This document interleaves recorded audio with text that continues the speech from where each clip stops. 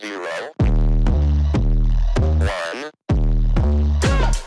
Let's get started. Okay, I'm back at it again here. We're gonna install the HHP 2-inch headers. Now these headers are made by Kook for HHP, so they are Kook headers. It's a better deal to buy them from HHP because it's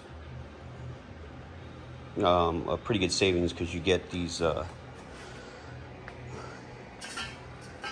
pipes right here for the cats.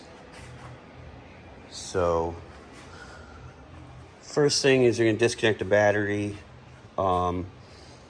They want you to remove this fuse box, not remove it, but loosen it so you can get better access to the bolts, because there is not much room in here. So I'm going to disconnect the battery and get the car up a little bit, and we should go from there. Okay, so for removing this fuse box here, I got the cover, has these little clips. This is a 13 millimeter. Loosen that aside. There is these little clips. You gotta push them this way, and then this will lift up. Don't undo these. That will separate the fuse box itself. And then once there's 3 of those. Once it's loose, the fuse box will lift out, and then you can access those 10 millimeters, and then you'll be able to kind of manipulate the fuse box so that you can access more room to the dipstick tube bolt. So I'm going to get these out of the way and work from there. So there is a 10 millimeter way, let's see if I can get my, right there. That's part of this metal bracket here. There's a couple pins that get pushed into there, you know, that hold this. There's also the ABS cover, which is right here. That gets unplugged or taken off. Sorry about that light kind of screwing the view up here. But yeah, so they want you to take the whole bracket out, and there's another push pin down there that's on the brake lines, so that just pops out. So that you get rid of this metal bracket and allow this to be moved over, give you a little more access. So the next step is going to be remove the belly pan. It's held on by 4 10 millimeters. 1, 2, 3, and 4. And that will get that out of the way so you can access the exhaust manifolds, the starter. I think you got to undo the steering linkage, which is a 10 millimeter also. Okay, so underneath the car, I'm going to remove these 213s. That's going to take off the shield, and then there's going to be 2 bolts underneath these. I'll probably remove those, I think are 15s. I'll probably remove the wire, which is right there, and I believe there's a plug up there to get the starter out. It's probably easier. It's probably have to remove the knock sensors. Those are just covers. They're bolted on both sides. And then the steering, let's see. That bolt right there on the steering, that's 10 millimeter. That's got to come out. Now just make sure that once you take that out, you mark it before you take it out, and then do not turn the steering wheel, or else it will mess up your clock spring. Just a quick note, there is a 15 millimeter on the transmission. So it's like one of the transmission bolts that goes through to the starter right there. So don't forget that one, or else you won't be able to get the starter out. I'm gonna pull the starter out and then disconnect the little clip from the top. You also have to remember that this little tab here, that's to hold the wiring harness, that needs to be, the bolt needs to go through that. So make sure that's on, during reassembly, make sure that's in place. Okay, so next it's gonna be removing these 5/8 bolts from here and here and removing the bolts that connect to the rest of the exhaust system there. This is a knock sensor. This is a little wire, hooks to the starter. This is the other starter wire. What you're gonna do on that side, you're gonna wanna disconnect your O2 sensors so you don't pull them out of here when the cats drop off. You got, let's see, you'll have to disconnect your upstream O2 sensors also once you take the exhaust manifolds off here. Okay, so this is where the steering shaft is. It's connected to there. It pushes up. See how it pushes up in there?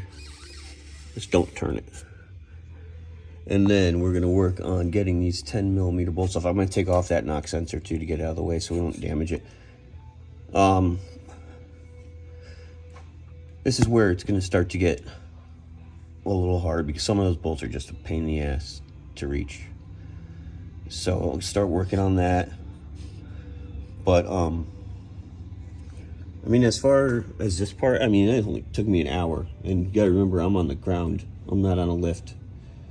I mean, this took nothing. And that's an hour with like trying to film stuff and stuff like that. So, I mean, you know, you can get this off pretty quick to this point. It's really putting them back on is where it's difficult to reach some of the bolts on the intake manifolds. Or I mean, sorry, on the exhaust manifolds. But we're gonna work on that, and hopefully the next cut into the video will be when these are off. Okay. Here's the exhaust manifold off. Whoops, sorry, my fingers are in the way. I gotta take out the O2 sensor. But, I mean, this job is really just a pain in the ass. You have to have a lot of different tools to reach up in certain spots, or more like extensions and swivels, because it's pretty much this bolt and this bolt are a pain in the ass to get to. There's not enough room. It's just a pain in the ass. Would it be easier on a lift? Yeah, because you're not trying to reach it. Well, I mean, you're still gonna have to reach them, and no matter what, if you're on a lift, it's still a pain in the ass to reach those bolts on both sides. Let me see here. I'll show you what it looks like under here. My little work blanket. This side I got up and in already, which is probably the harder side. So this side, there's the head. You know, it's clean. I mean, I don't know what that is. Might have had a little leak at one point or something. Looks like a little residue from something. This is a knock sensor. Bolts on right there. That's for the O2s. That's the rear. That's the front.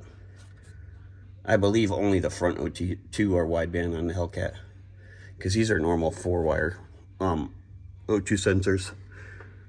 So what you do is you're going to put the gasket up in there, and you're going to put the bottom bolts on so that the header can hang on it. And then you're going to try to reach those other bolts. And like I said, those 2 top ones right there, those are the ones that are a pain in the ass.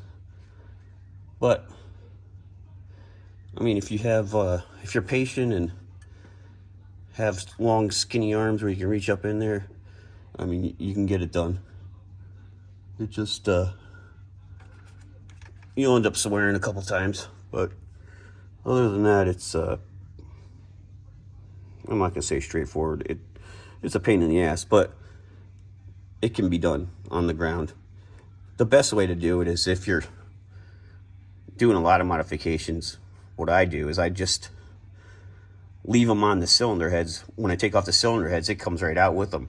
And then you can, you know, if you were doing cylinder heads, I would definitely do the headers at that time, because you can bolt them right on, and you can slip them down in here, you know, into this part of the underneath of the car relatively easy, so it's not too bad.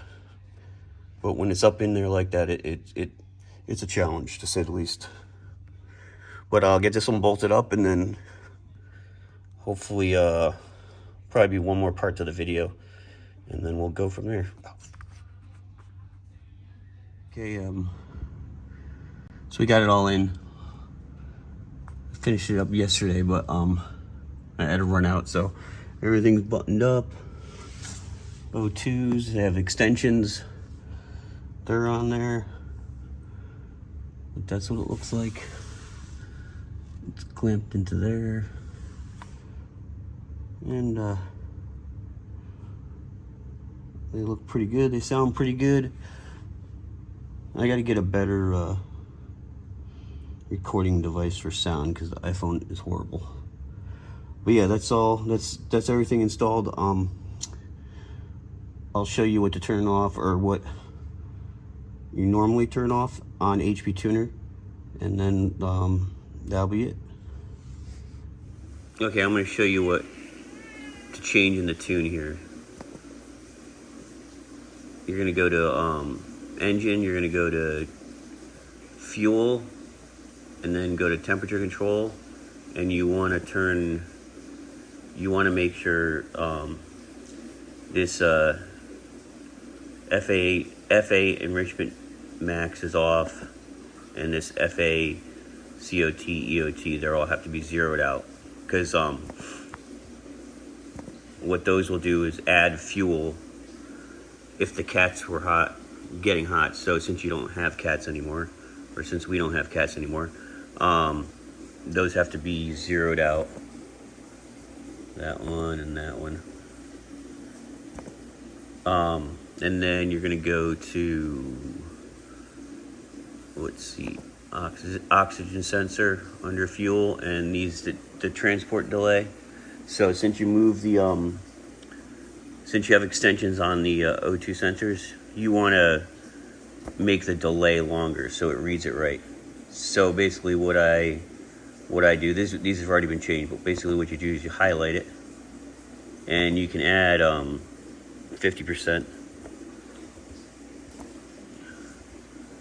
then you times it, and then it changes it, but I've already did it. So and you do it for both of these, and that should be it.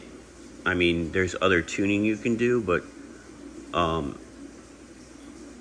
that you should have a professional tuner do.